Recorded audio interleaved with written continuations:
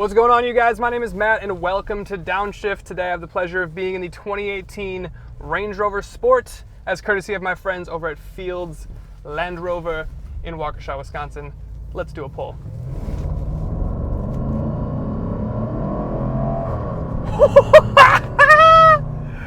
Oh my god!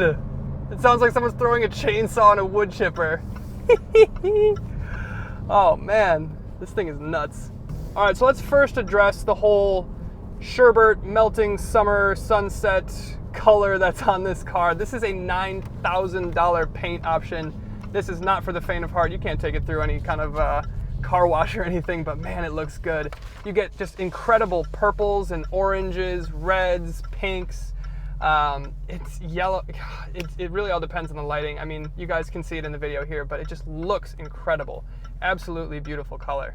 They've matched it with a kind of two-tone red and black interior, which I don't think is the best fit. I would have loved to see like just a standard black interior or a white.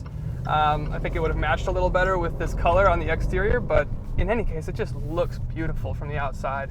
Here we go, we'll do another pull here. God.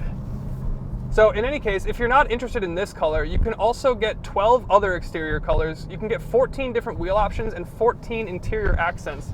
So I am in the Range Rover Sport and appropriately dubbed with carbon fiber inserts everywhere. A lot of the standard Range Rovers come with a lot of piano black, which I don't love. The carbon fiber does a really good job of hiding finger smudges and things like that. But this carbon fiber looks really good. It's super appropriate. The red leather is really nice on the inside. Obviously mixed with the exterior kind of melting sherbet, it looks a little bit strange in some colors. But in any case, I do like the interior. Now enough about colors. Let's put some power down. Oh God!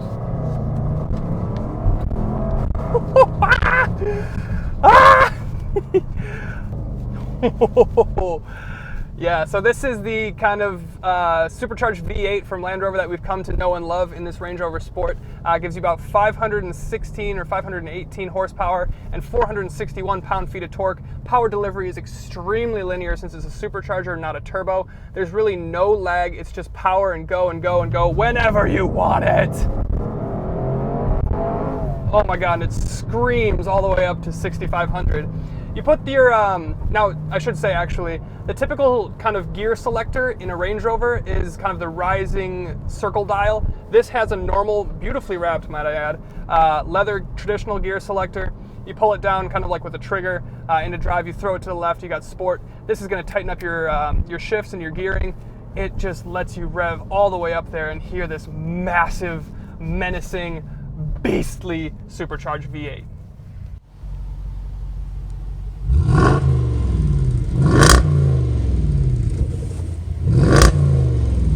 One thing I should also mention about the transmission, it is an 8-speed, it is from ZF. It's extremely quick, it's very snappy, it's very intuitive. You have nice machined aluminum paddles on the steering wheel. They are mounted on the steering wheel and not the column, but I do think that's appropriate since the column's not super long and there's a whole bunch of other toggles and things there. So I really do like the transmission. Another thing that I really like dynamically about this car is the air suspension as well as the body being aluminum. This is still a 2.5-ton vehicle, but with the new aluminum body for 2018, it's shed hundreds of pounds from the outgoing model, and you really do feel that. And when you're cornering, this air suspension keeps you extremely planted. I don't think there's another SUV in the game that corners this flat. Here, we're gonna send it up a hill here. Oh God. Oh, it's just so fast. Oh my God. Yikes.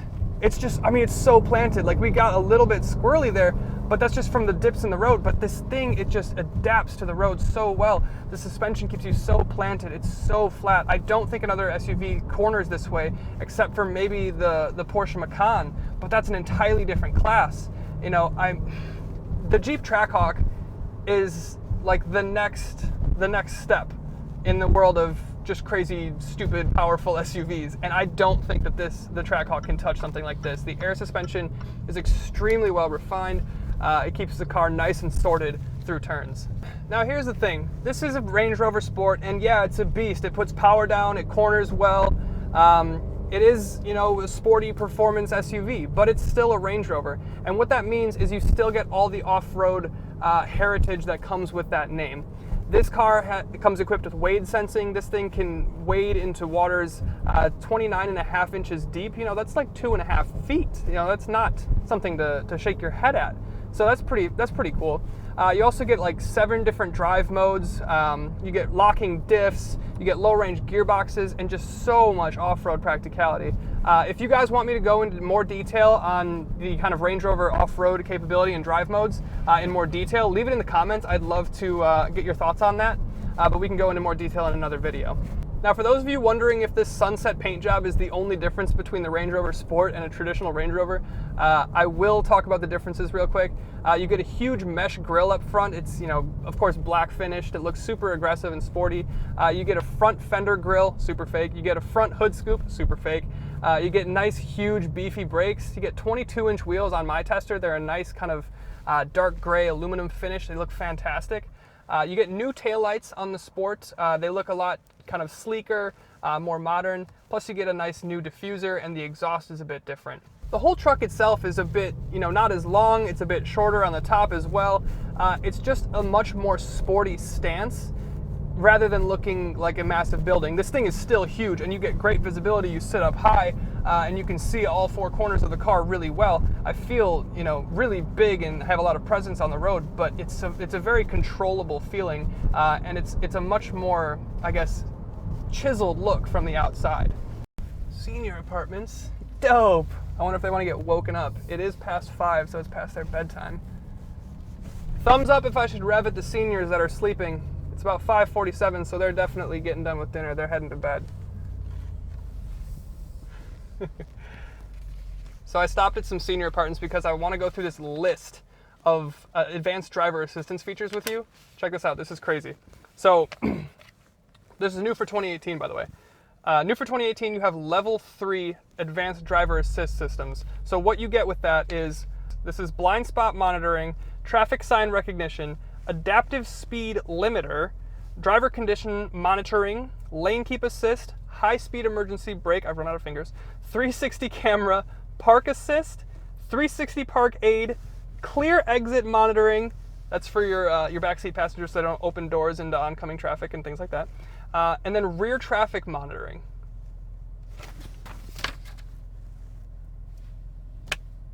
That's all the stuff that you can get. I'm gonna do another poll because I'm tired of talking about safety features. For those of you that are gonna get offended in the comments,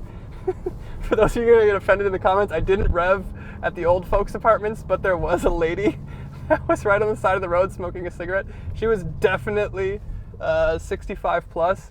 And I revved past her, and she did not seem the most pleased. So we're gonna leave this neighborhood. God, this thing sounds incredible. It's just an intoxicating sound overall. Sorry, I'm talking about technology, hold on. So one of the things that you can get on this Range Rover 2 is adaptive cruise with not just lane keep assist, but lane merge assist and steering assist. So essentially what this will do is, you know, it'll change lanes for you. So it won't just follow the car in front of you, whatever distance you set, whatever speed you want to set, but it'll actually change lanes, overtake people, you know, whatever it may be. So it's super intuitive, especially for long highway cruising, and it's such a nice refined cabin. I would easily just turn on my, you know, heated and cooled massage seats up front here, just kind of drift off, keep my hands on the wheel. You do have to do that for the system, but let the car just take over. I do want to go into more depth on the steer assist feature actually, because it is pretty cool. Steer assist will basically keep your car centered in your lane, so it's active lane keep assist, but it'll work up to 125 miles an hour. And the cool thing is, if you are like in like a country road or there's no lanes or whatever, the truck will actually follow the car in front of you under 20 miles an hour. So it'll just completely follow whatever, you know, Chrysler Pacifica or, you know, whatever you're following, under 20 miles an hour no matter where it goes. It's really, really cool actually. I like it a lot. Should we do one more poll because we're children?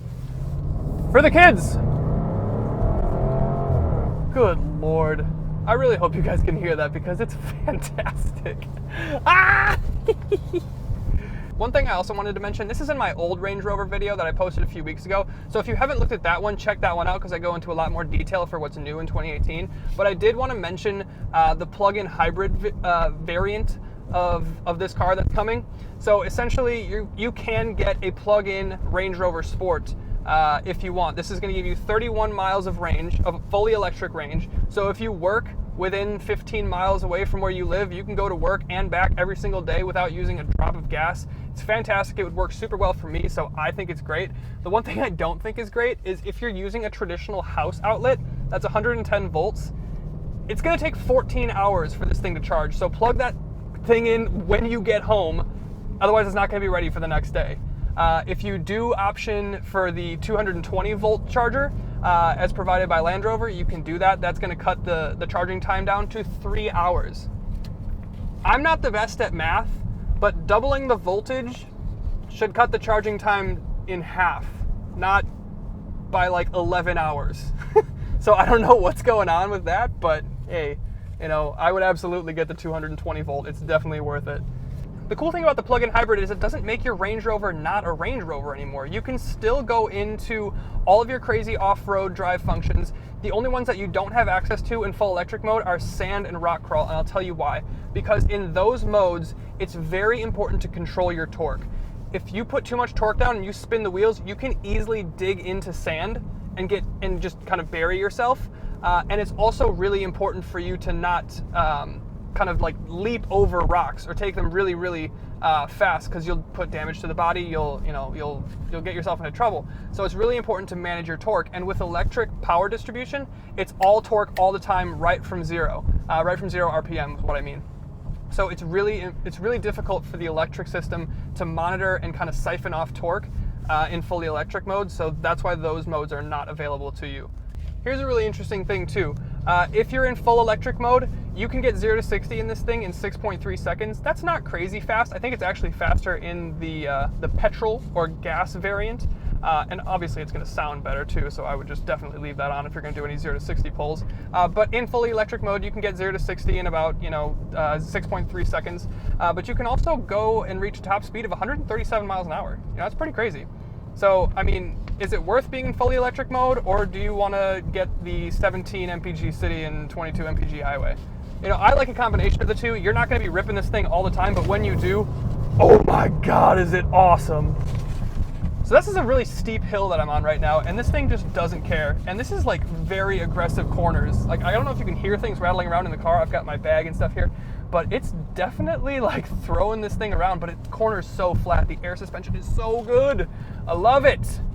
Now, I talked a little bit about the differences on the outside, but what can you expect on the inside of this car to be different?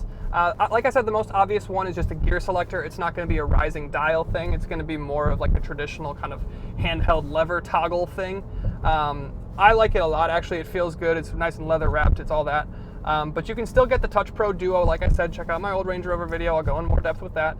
But you really do, in my opinion, and this is my opinion, you get one of the coolest and just most minimal, really just beautiful cabins. I mean, you can complain about the gloss black and some of the trims and whatever, but I just love the design of this interior. I think it looks so good. It's very premium. It's very minimalistic. Fields in Waukesha also sells Jaguar and Volvo, and a lot of the Volvos are very minimalistic in their interior as well, and I just really like the look. Now I'm going to say something that a lot of you car enthusiasts won't agree with me on. I am going to say that I do not like the red leather. I just don't. I never really have. I've always kind of been like a white leather or like an almond, like a dark brown, maybe even a saddle brown interior guy.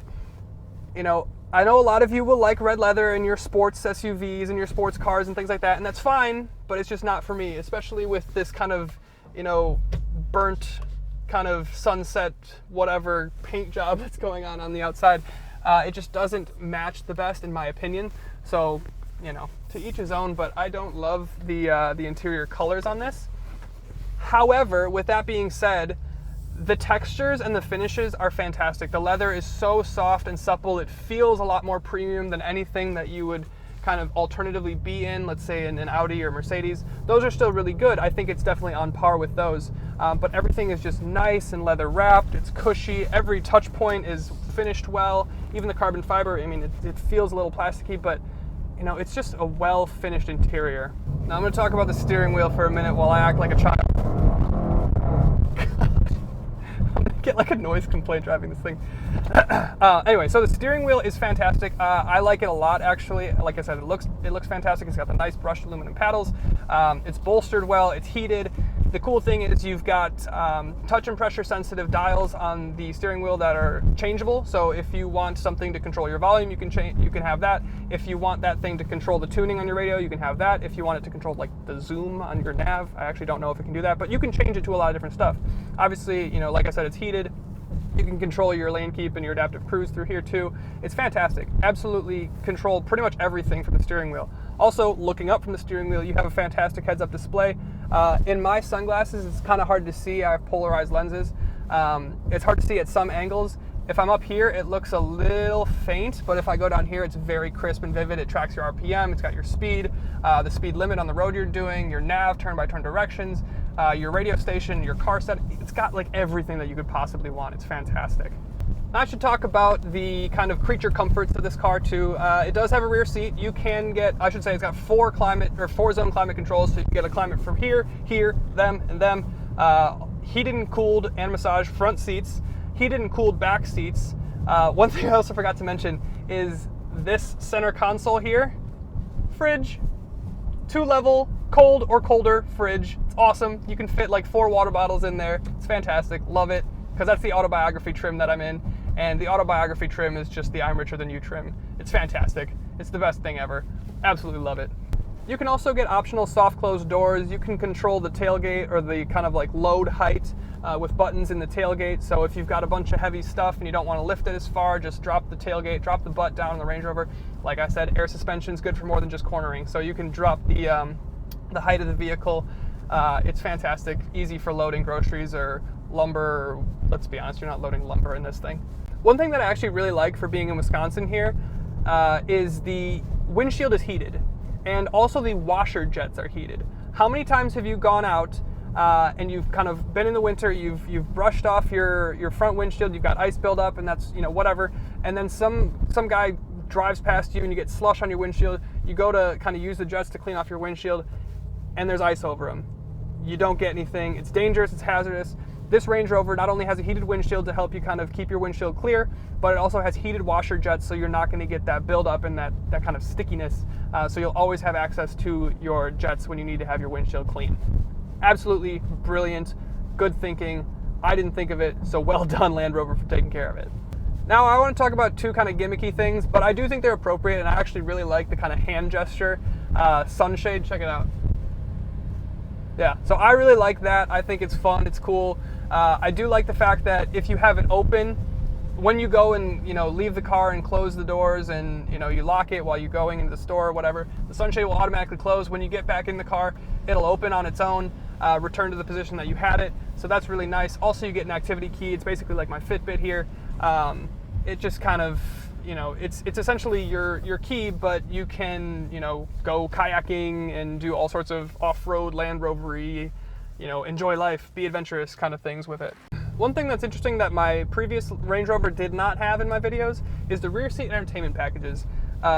You got 2 screens in the back here. You got a nice remote. It'll control a bunch of stuff. You can control media. You can plug in HDMIs. You can, you know, set up like video games if you want. You can control your seats. You can like take a look at the navigation. It's fantastic. You can control everything from back there. I don't know why you would give your kids such luxuries and amenities. They have to, you know, age and earn those things. However, if you can afford it, I guess your kids can too. So the best for you and your family. I do want to mention the 23 speaker, 825 watt Meridian sound system. It sounds fantastic, but you know what sounds even better? This.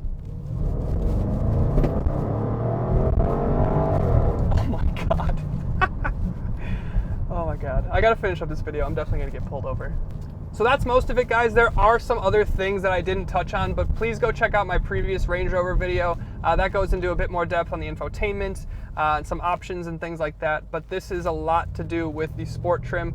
Like I said, I absolutely love the exterior color of this thing. The interior color, the black and red two-tone, isn't for me with this combination, but it still is extremely nice. So if you like this SUV as much as me, go over to my friends at Fields Land Rover, Jaguar, Volvo in Waukesha, Wisconsin. They'll hook you up. This thing is awesome. I had a blast shooting this thing, so huge thank you to them for making this possible. And I do want to address you trolls that have been living in my comments. Yes, I know, this thing is not super reliable. However, it's much better than it was 5 years ago, and you also get a 5-year, 40,000-mile warranty, so I don't really want to hear it anymore. Plus, if we're being completely honest, if you can afford a Range Rover Autobiography, you probably have another car. So when this breaks down, drive your other car. Send it into warranty, get your Range Rover fixed, drive your other car. It's fine. We're done. We don't need to comment about reliability anymore. It's fine. And with that, those are my thoughts on the 2018 Range Rover Sport. I really hope you guys enjoyed this video. I had a blast shooting it. So if you did, hit the thumbs up, leave a comment, subscribe. I look forward to seeing you guys next time. Bye.